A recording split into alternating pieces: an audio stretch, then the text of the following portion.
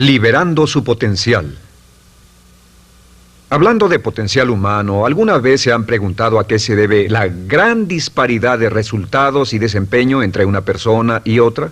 Una persona que percibe $250,000 anuales no es 10 veces más astuta ni mejor que una persona que percibe $25,000 anuales. ¿Por qué la diferencia de 10 veces sus ingresos? Y si tomamos a una persona que percibe $2,5 millones al año, ¿será esa persona 100 veces mejor, más astuta que la persona que gana $250,000? Imposible. En un estudio reciente de coeficiente intelectual probaron a 1,000 personas de una cierta población y llegaron a la conclusión de que la mejor persona entre los 1,000 solo era 2,5 veces más astuta que la persona de menor coeficiente intelectual. Solo 2,5 veces la disparidad, y tal vez eso sea con toda la población. ¿A qué supone que se debe la diferencia? Al hablar de potencial humano, llegamos a una fórmula que deduje hace algunos años. Tal vez eso lo explique un poco. La fórmula comienza con lo que llamamos AI. O sea, atributos innatos, las cualidades, la inteligencia, la habilidad, el temperamento, cosas con las que se nace que no pueden cambiarse mucho. Además de los atributos adquiridos. Estos atributos son muy importantes, son su educación, su capacitación, sus capacidades, su experiencia, conocimiento, sabiduría, etc., multiplicado por A, que es su actitud, es igual al potencial humano individual, o al desempeño humano individual o resultados individuales humanos. Ahora, de estos tres, los atributos innatos se traen desde el nacimiento. Los adquiridos pueden cambiarse, pero se necesita cierto tiempo para ello, aunque a veces cambiamos muy rápidamente. Cierta información valiosa puede cambiar dramáticamente su eficacia, pero las actitudes pueden aumentarse o disminuirse dramáticamente en segundos. Cada vez que mejoramos nuestra actitud, multiplicamos todas nuestras capacidades. Una actitud ha sido llamada acertadamente el lenguaje más importante del ser humano, la palabra más importante del idioma en el humano. Todo lo que hacemos en la vida, según un estudio en Harvard entre estudiantes ejecutivos, será en un 85% de actitudes. Un 85% de su éxito estará determinado por su actitud. Eso significa que está determinado por cuán positivo o cuánta actitud mental positiva se tenga. Las personas con actitudes mentales positivas tienden a avanzar más rápidamente, se mueven hacia la cima en organizaciones valiosas, ganan más dinero, sacan más satisfacción de la vida. Una actitud mental positiva no significa que baile por las calles y arroje flores. Solo significa que tome una actitud constructiva en general o se aproxime hacia su trabajo, su vida, sus problemas, relaciones, etc.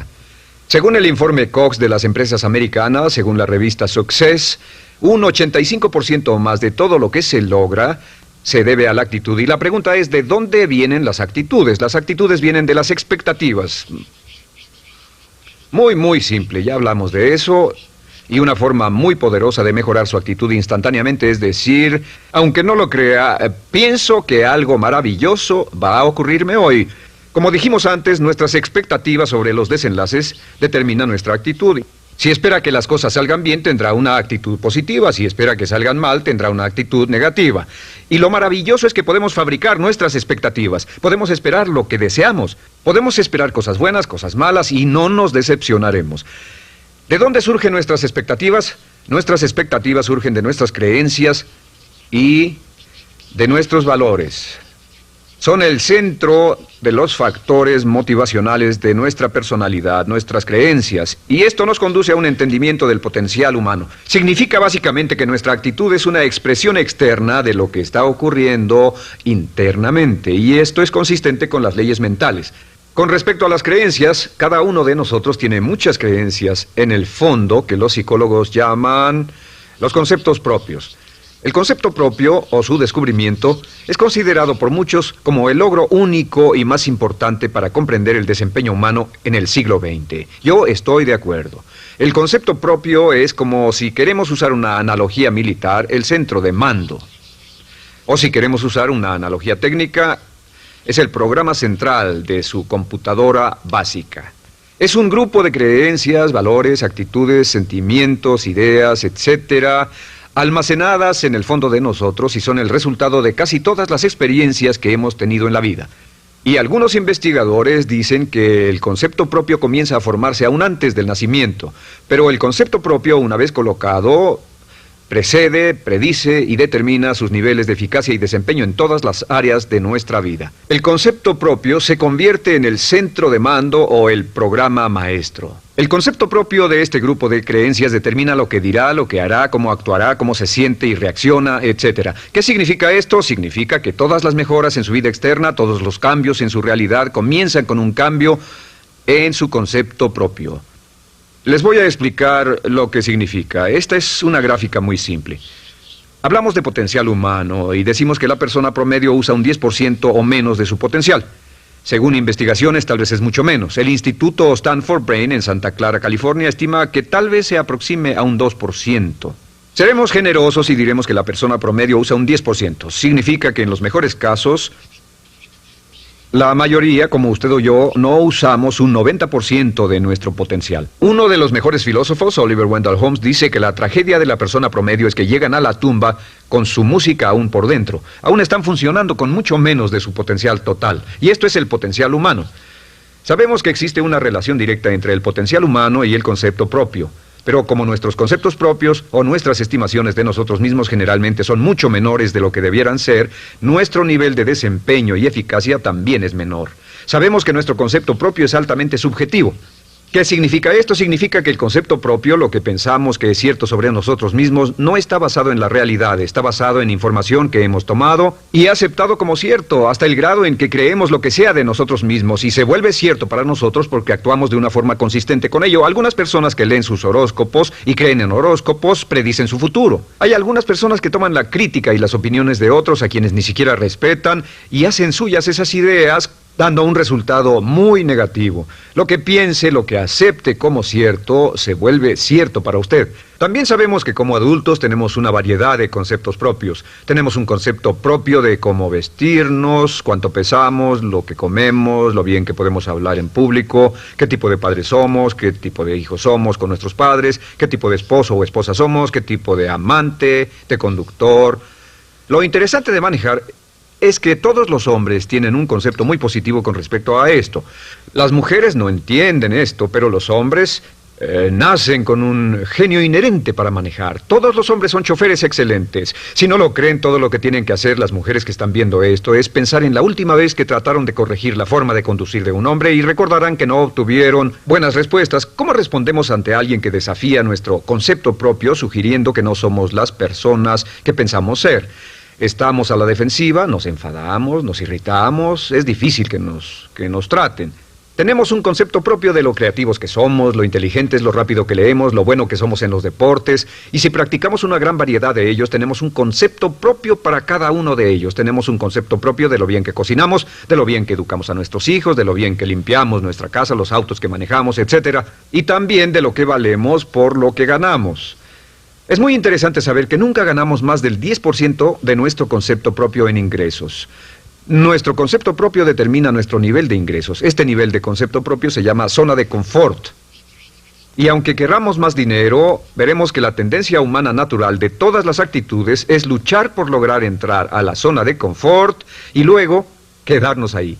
Si ganamos un 10% por encima de nuestro concepto propio de ingresos, tendremos una necesidad imperante de deshacernos de ese dinero. Lo donaremos, lo gastaremos en forma extravagante y hasta lo perderemos si recibimos demasiado. Las personas que ganan la lotería siempre están quebradas a los 2 o 3 años. Queman el dinero porque ese dinero está más allá de su concepto propio. Si gana 10% o menos de su nivel de concepto propio, se descubrirá luchando, trabajará más duro, más tiempo, pensará en forma más creativa, buscará diferentes formas para aumentar sus ingresos o sus segundos ingresos.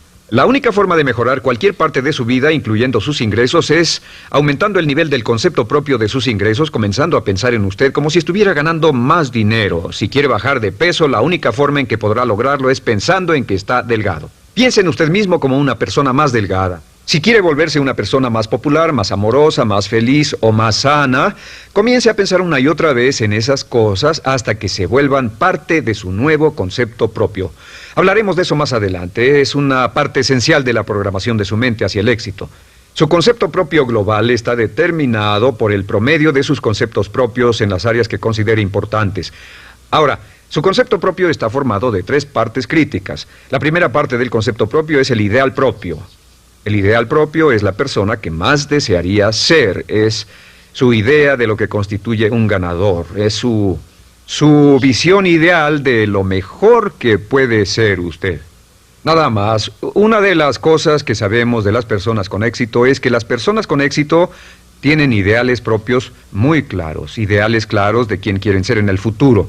Las que no tienen éxito tienen ideales muy vagos. El número 2 es la autoimagen.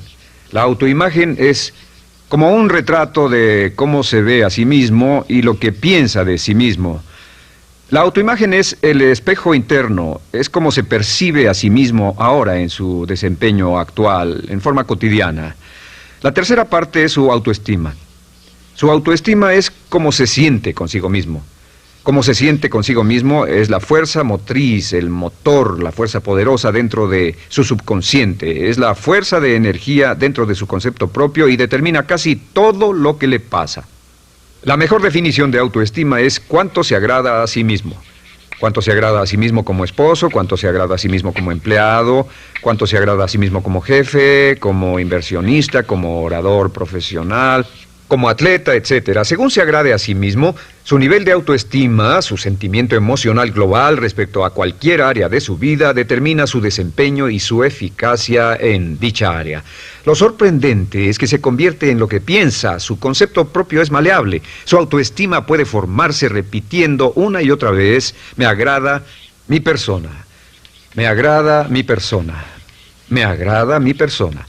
Me agrada mi persona, me agrada mi persona, me agrada mi persona. Entre más se repita, me agrada mi persona, me agrada mi persona, entre más lo repita una y otra vez, más crecerá su autoestima y entre más crezca su autoestima, más crecerá su concepto propio global. Cuando crezca su concepto propio global, su desempeño será mejor en todo lo demás que emprenda. Cada vez que diga, me agrada mi persona, me agrada mi persona, me agrada mi persona, me agrada mi persona, me agrada, será como bombearse psicológicamente. Todo lo que pase que haga que su autoestima suba, hará que se comporte mejor. Todo lo que haga que su autoestima baje hará que se comporte peor, que cometa errores, que sea infeliz, etc.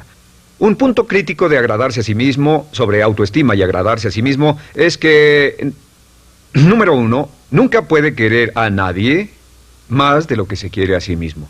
Que su nivel de autoestima es determinante de la calidad de relaciones que tenga con los demás. Y número 2, es que nunca puede esperar que nadie más lo quiera o respete más de lo que se respeta a sí mismo. Cuanto se agrade o se respete a sí mismo, determina sus actitudes hacia usted. Todas las escuelas de psicología actualmente están de acuerdo en el hecho de que depende de lo que usted realmente se quiera y se respete a sí mismo como un ser humano valioso e importante, tiene efecto sobre todo lo que le pase. Cuánto se agrade a sí mismo, y lo que puede hacer es mejorar su autoestima diciendo me agrada mi persona, me agrada mi persona, me agrada mi persona, me agrada mi persona. Y esto nos lleva a la pregunta, ¿de dónde viene el concepto de autoestima? Y descubrimos que el concepto propio es maleable, puesto que no nace con este concepto propio, no nace con ninguna idea sobre sí mismo, no nace con autoimagen ni autoestima. Nace, en cierto modo, como potencial propio. Es la mejor forma de plantearlo. La persona promedio llega al mundo como potencial puro. Y no tiene el concepto propio de que todo lo que es ahora, todo sentimiento que tiene, toda actitud o valor, tuvo que aprenderlo en el transcurso de su vida. También sabemos que el niño llega al mundo con una necesidad imperante de amor y contacto. Y como una gran cantidad de investigaciones lo indican, necesitamos mucho amor y contacto durante toda nuestra vida, pero en especial durante nuestros años de formación, porque de niños aprendemos quiénes somos, cuánto valemos, si somos importantes, inteligentes, amorosos, chistosos. Todo esto lo aprendemos por la forma en que nuestros padres nos tratan. Si nuestros padres, nuestros parientes, tíos o tías, en especial nuestros padres, nos tratan como si fuéramos realmente importantes, crecemos pensando que somos realmente importantes, pero si nuestros padres no lo hacen, pasa algo más. Sabemos que los primeros años de vida son los más importantes para el desarrollo del concepto propio, que un niño comienza a partir de cero. El niño nace sin saber quién es él o ella. Son sumamente valiosos el primero, segundo, tercero, cuarto y quinto años de vida. Algunos psicólogos pensaban que eran los 5 primeros años, pero ahora dicen que son los 3 primeros años. En sus 3 primeros años de vida el niño aprende quién es y dicen que si se les da suficiente cantidad y buena calidad de amor en los 3 a 5 primeros años, los prepara usted de por vida. Los coloca en una base sólida de autoestima y confianza en sí mismos, valor e importancia realmente. Existe una relación directa entre la calidad y la cantidad de amor y el desarrollo de una personalidad sana. Entre más amor, amor incondicional, reciba un niño en sus años formativos, más fuerte será la base de su personalidad. El reverso de la educación es que casi todos los problemas de psicosis, neurosis, perturbaciones de la personalidad y problemas de comportamiento surgen de los problemas que se tengan con el concepto propio. Ahora observemos a los adultos. Aquí está nuestra personalidad adulta. Si nos observamos, podemos llegar a reparar nuestras bases, por así decirlo, repitiéndonos una y otra vez: me agrada mi persona, me agrada mi persona, me agrada mi persona, y llevamos ese concreto reparador hacia la base de nuestra personalidad. Los niños necesitan el amor como las rosas necesitan la lluvia. Los niños que carecen de amor a menudo mueren por escasez de amor. Es una enfermedad llamada marisma. Ahora, ¿qué más sabemos sobre los niños? Sabemos que los niños llegan al mundo con dos atributos notables. El primero es que no sienten temor. Los niños nacen sin temores. No temen a nada excepto a caerse y a los ruidos fuertes. Y esto se expresa en sus actitudes: yo puedo. Los niños llegan al mundo pensando que pueden hacer cualquier cosa, y quien haya criado a un niño hasta la edad de 3, 4 o 5 años sabe que debe pasar esos primeros años evitando que se maten, porque son como pilotos japoneses, porque no le tienen miedo a nada. Su segundo atributo es que llegan al mundo totalmente espontáneos. Dicen lo que quieren, hacen lo que quieren, son totalmente desinhibidos. Totalmente. Ellos no temen hacer nada de lo que desean, y esto se expresa en su actitud: no quiero.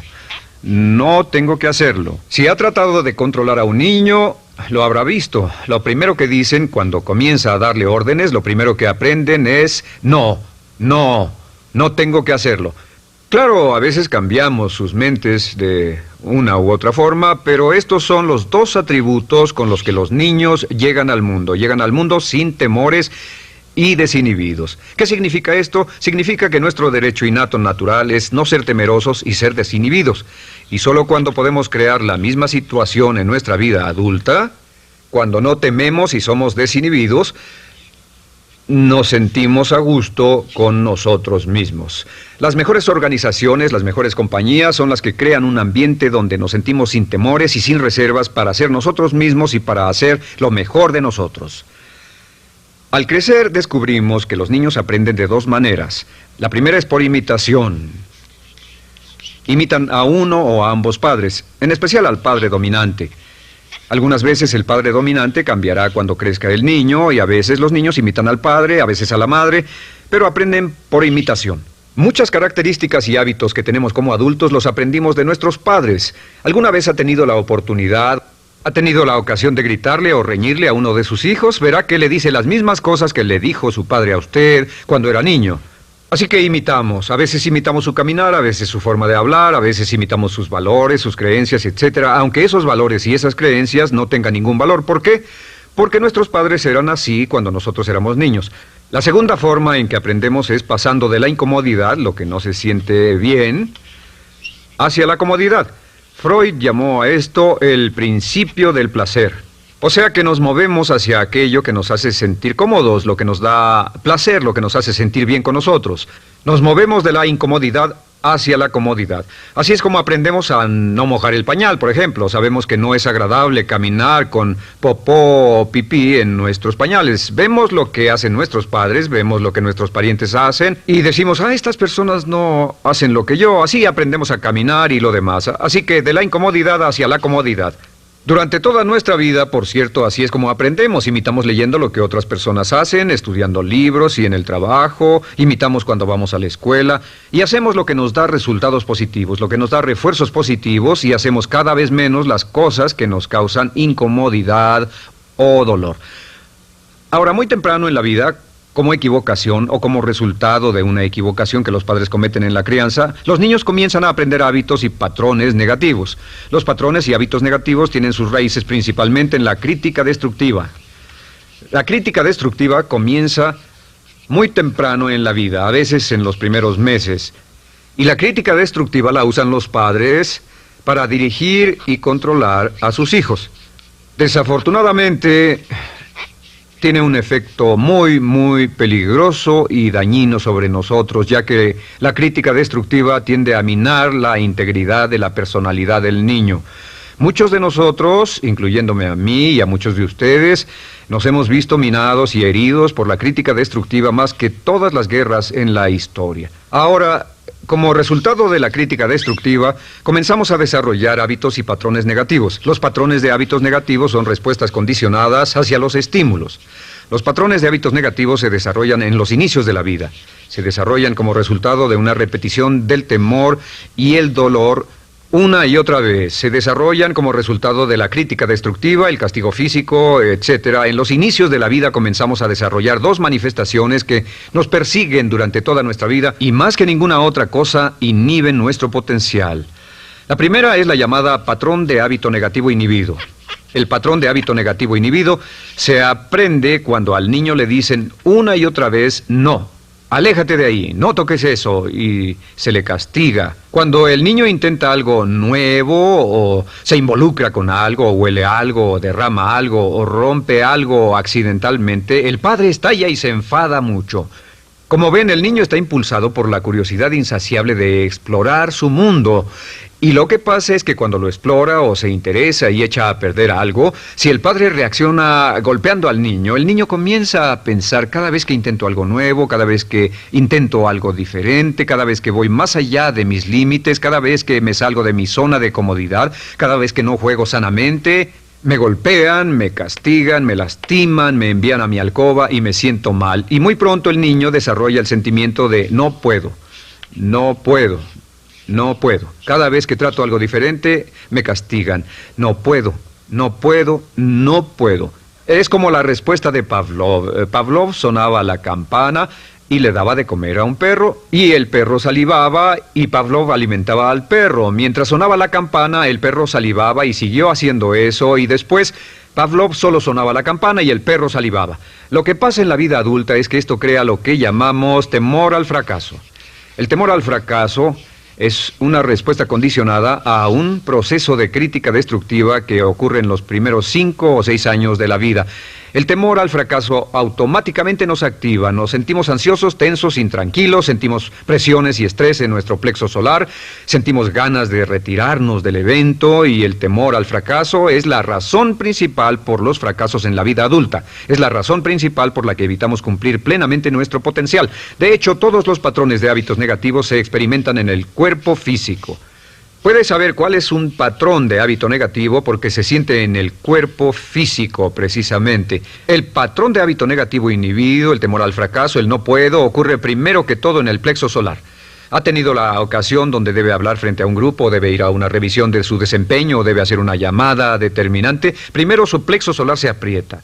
Si el temor continúa, su respiración se acelera. Su corazón comienza a latir apresuradamente, su frecuencia respiratoria aumenta y le duele la cabeza como migraña en la parte frontal, su garganta se le cierra y no puede hablar y se le seca la boca por completo, y como se pone tan tenso y asustado, va corriendo al baño.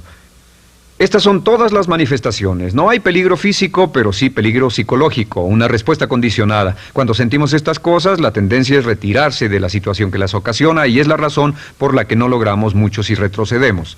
Es muy importante. El segundo patrón de hábitos negativos es el compulsivo. El patrón de hábito negativo compulsivo se aprende cuando a los niños se les dice una y otra vez: más vale que lo hagas. Si no lo haces, tendrás problemas o me las pagarás. A los niños se les convierte en recipientes del amor condicionado. Los padres no intentan hacer esto, pero lo que hacen es sugerirle al niño: no te amo, por lo tanto no estás a salvo, a menos y hasta que hagas lo que yo quiero. El niño crece sintiendo: tengo que hacer lo que quiera mi mamá. Debo complacerla, debo complacer a papá, debo complacer a los demás, debo complacer a mis parientes, y a veces debo complacer a mis semejantes, debo complacer a mis maestros, debo complacer a todo el mundo, y crecen con esto: debo. No puedo hacer lo que quiero hacer, debo hacer lo que complace a las demás personas. Este patrón de hábito negativo muy temprano en la vida se traduce en el temor al rechazo. El temor al rechazo lo experimentan los hombres como adultos como un comportamiento tipo A. Hablaremos del comportamiento tipo A posteriormente. El comportamiento tipo A es una necesidad compulsiva o excesivamente compulsiva de complacer de algún modo a alguien sin normas de comportamiento, prácticamente sin pensarlo. El temor al rechazo nos impulsa, nos hace muy sensibles a las necesidades de los demás. Hacemos cosas que otras personas quieren, no hacemos lo que nosotros queremos. Siempre estamos tratando de complacer a los demás. Tenemos preocupaciones o nos importan las opiniones, sentimientos y actitudes de otros hasta el punto donde ocultamos nuestras necesidades. El temor al rechazo se siente en la columna del cuerpo. Se divide el cuerpo a la mitad y se siente hacia abajo en la mitad posterior del cuerpo. El primer lugar donde comienza a sentirse el temor al rechazo es generalmente en los hombros y el cuello. Nos sentimos entumidos, duros, tensos. Cuando tenemos mucho que hacer sentiremos un estrés tremendo en la columna. Los músculos se estiran en la parte posterior. A veces se manifestará como flebitis y venas varicosas y a menudo nos darán dolores de cabeza en la parte posterior de esta porque las arterias carótidas que llevan la sangre hasta la cabeza, los músculos a su alrededor se contraen y la cantidad de sangre que fluye hacia la cabeza fluye más lentamente y se siente un terrible dolor de cabeza en la parte posterior. Estos dos temores, los patrones de hábitos negativos compulsivos, el compulsivo y el inhibitorio, son resultado de la crítica destructiva, el gran destructor de la personalidad que nos persigue durante toda la vida. Y lo maravilloso de todo esto es que como son patrones de hábitos aprendidos, podemos olvidarlos. Podemos acabar con el temor al fracaso que nos detiene. Podemos acabar con el temor al rechazo que hace que hagamos cosas que complacen a los demás en vez de complacernos a nosotros, trabajando con nuestra propia autoestima. Porque existe una relación inversa entre la autoestima y el patrón de hábitos negativos. Porque entre más se agrade a sí mismo, menos teme al fracaso. Entre más se agrade a sí mismo, menos teme al rechazo. Entre más se agrade a sí mismo, menos temerá a cualquier cosa. Y si sigue repitiendo, me agrada mi persona, me agrada mi persona, me agrada mi persona una y otra vez, si sigue diciendo esto, con el tiempo su autoestima sube más y más y más y más y sus temores desde luego bajan. Cuando su autoestima sube, sus temores van en dirección opuesta.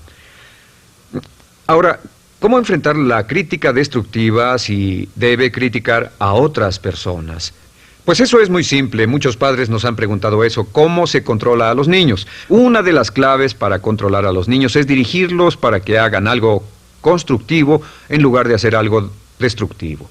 Otra cosa que debe recordarse es que lo que quiere hacer es que quiere dar una crítica informativa, crítica constructiva, lo que significa que se les dice a los niños lo que pueden hacer o a los adultos lo que pueden hacer mejor. Todo el propósito de dar retroalimentación de cualquier tipo es mejorar el desempeño. Si es padre o si es jefe o si es una persona en una relación, si una persona está haciendo algo malo o inadecuado, todo el propósito de darles cualquier tipo de retroalimentación es para que puedan hacerlo mejor. Sin embargo, existe una relación directa entre la autoestima y la crítica destructiva. Cada vez que se critica a una persona, su autoestima baja. Y cada vez que su autoestima baja, su habilidad para desempeñarse baja. Si critica a una persona en forma destructiva demasiado tiempo, llegará a un punto donde no intentarán nada. Se convierte en lo que llamamos hipersensible. Un adulto hipersensible es aquel que no puede aceptar críticas de nadie. Un adulto hipersensible es una persona que está muy tensa, ansiosa, si siquiera sugiere que no está haciendo lo correcto. Si trata con un adulto hipersensible, la clave es sentarlo y recordar 4 cosas. Número 1, comenzar con alabanzas. Número 2, proteja la autoestima de la persona a toda costa. Número 3, discuta el desempeño y no a la persona. Hable del comportamiento más que de la persona. Y número 4 es enfocarse hacia el futuro en vez de en el pasado. Enfóquese hacia lo que va a hacerse en forma diferente en el futuro en vez de lo que pasó en el pasado. ¿Por qué? Una razón muy simple, porque una persona no puede controlar el pasado. Al no poder controlar el pasado, cualquier crítica de lo que han hecho en el pasado les da un estrés tremendo y frustración. Así que, en resumen, la clave del éxito en la vida es una actitud mental positiva. Una actitud mental positiva se basa en expectativas de éxito, de una serie de expectativas positivas. Esa serie de expectativas positivas se basa en sus creencias y en su concepto de sí mismo. El centro de su concepto propio que determina su eficacia en la vida es su autoestima, y su autoestima se mide por cuanto se valore a sí mismo. Las dos cosas que nos frenan más que nada son el temor al fracaso y el temor al rechazo. Y uno de nuestros secretos centrales de éxito es este: Conviértase en un organismo generador de autoestima perpetua. Haga continuamente cosas para usted mismo, hacia sí mismo en su vida, que hagan que se agrade a sí mismo, que se ame, que se acepte, que se respete, que hagan que se sienta fantástico con usted mismo. Si es un jefe o un padre, no olvide que la clave para el máximo desempeño en su hogar y en su trabajo es hacer que las personas se sientan maravillosamente consigo mismas. Entre mejor se sienta consigo mismo y más se agrade, más probable será que logre que las personas a su alrededor lo quieran, lo acepten, lo respeten, se respeten.